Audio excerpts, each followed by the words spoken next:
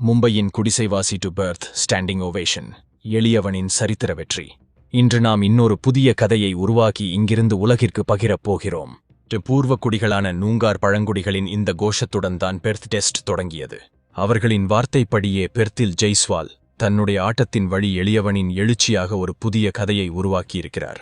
அந்த கதையை கிரிக்கெட் உலகம் மொத்தத்தையும் கண்டு வியக்கவும் செய்திருக்கிறார்.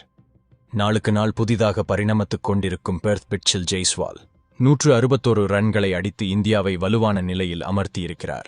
அனுபவ வீரர்களே திணறும்போது 22 வயதில் ஆஸ்திரேலியாவுக்கு முதல் முறையாக பயணித்து ஆடிய முதல் போட்டியிலேயே ஜெய்ஸ்வால் நிகழ்த்தியிருப்பது அசாத்தியம்.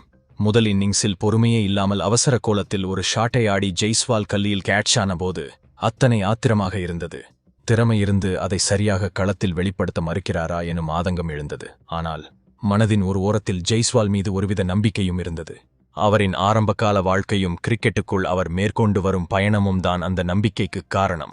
உத்தரப்பிரதேசத்திலிருந்து கிரிக்கெட் ஆடுவதற்காக மூட்டை முடிச்சுகளோடு மும்பைக்கு ஜெய்ஸ்வால் கிளம்பிய போது அவருக்கு வெறும் 10 வயதுதான். ஜெய்ஸ்வாலின் தந்தை அவரை ஒரு உறவினரின் வீட்டில் ஒப்படைத்து சென்று விட்டார். ஒரு பால்காரரின் கடையில் வேலை செய்து கொண்டு படித்துக்கொண்டே கிரிக்கெட் ஆட வேண்டும். இதுதான் ஜெய்ஸ்வாலின் அன்றாடம். ஒரு கட்டத்தில் கிரிக்கெட் ஆட மற்ற விஷயங்கள் எல்லாம் இடையூறாக இருக்கவே எல்லாவற்றையும் உதறிவிடுகிறார்.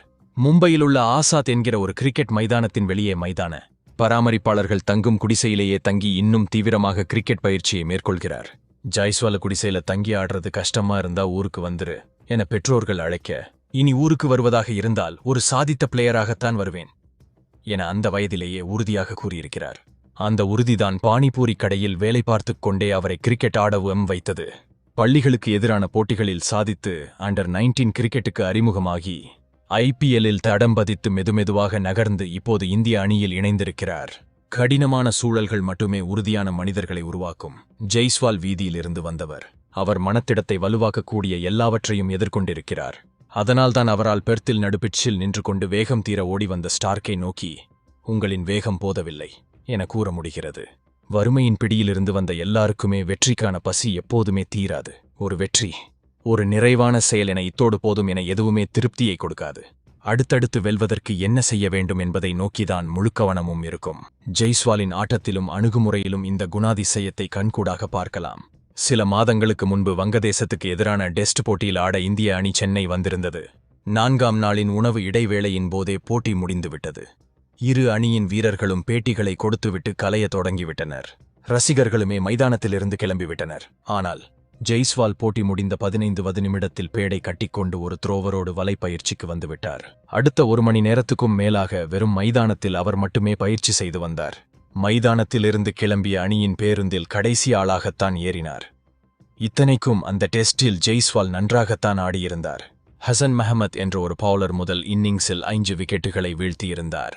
இந்தியாவின் டாப் ஆர்டரை அவர் காலி செய்த போதும் ஜெய்ஸ்வால் மட்டும் பொறுமையாக நின்று பெரும்பாலான பந்துகளை லீவ் செய்து கிளாஸாக ஒரு அரைசதம் அடித்திருப்பார். மைதானத்தில் நேரடியாக அந்த இன்னிங்ஸை பார்த்தபோது அத்தனை நிறைவாக இருந்தது. ஆனால் ஜெய்ஸ்வால் அதிலெல்லாம் திருப்திப்பட்டுக் கொள்ளவில்லை. அதனால்தான் ஆள் அரவமற்ற மைதானத்தில் பேடை கட்டிக்கொண்டு பயிற்சிக்கு வந்தார்.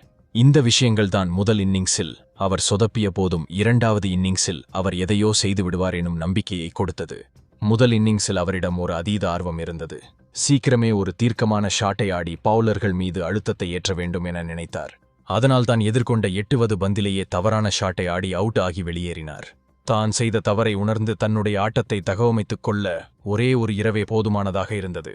முதல் நாளில் முதல் இன்னிங்ஸில் டக் அவுட் ஆனவர் 2வது நாளில் 2வது இன்னிங்ஸில் எந்த சிரமமும் இல்லாமல் சதத்தை நோக்கி முன்னேறினார். நிதானத்தின் வழி மட்டுமே ஆஸ்திரேலிய பவுலர்களை எதிர்கொள்ள முடியும் என்பதை உணர்ந்து பந்துகளை லீவ் செய்து நிதானமாக நின்று ஆடினார்.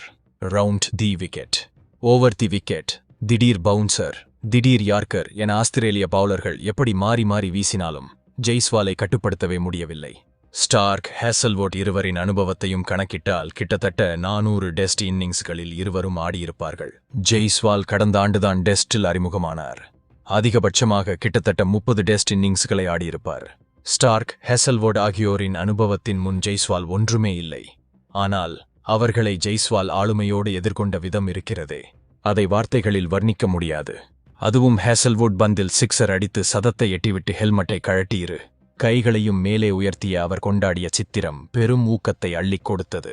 கிட்டத்தட்ட ஆஸ்திரேலிய பவுலர்கள் அந்த 22 வயது இளைஞனிடம் சரணடைந்தே விட்டனர். ஒரு கட்டத்தில் ஆஃப் சைடில் 7 பீல்டர்களையெல்லாம் வைத்து அட்டாக் செய்து பார்த்தனர். அப்போதும் எக்ஸ்ட்ரா கவரில் அடித்து அதகலப்படுத்தினார். மிட்செல் மார்ஷின் பந்தில் 161 ரன்களில் அவர் அவுட் ஆகி வெளியேறிய போது ஒட்டுமொத்த பெர்த் ஸ்டேடியமும் எழுந்து நின்று கைத்தட்டியது. மும்பையில் மைதானத்தின் வெளியே குடிசையில் தங்கி கிரிக்கெட் ஆடிய சிறுவன். அவன் கனவுகள் அத்தனையும் சாத்தியப்பட்ட நிலையில் இருப்பதைப் போல தோன்றி. ஆனால் பாருங்கள், அவர் இத்தோடு திருப்திப்பட்டுக் கொள்ள மாட்டார். இன்னும் உழைப்பார், இன்னும் வியர்வை சிந்துவார். இந்த தொடரின் ஆகச்சிறந்த வீரன் என பெயரெடுக்க என்ன செய்ய வேண்டுமோ அதைச் செய்வார். வாழ்த்துக்கள் ஜெய்ஸ்வால்.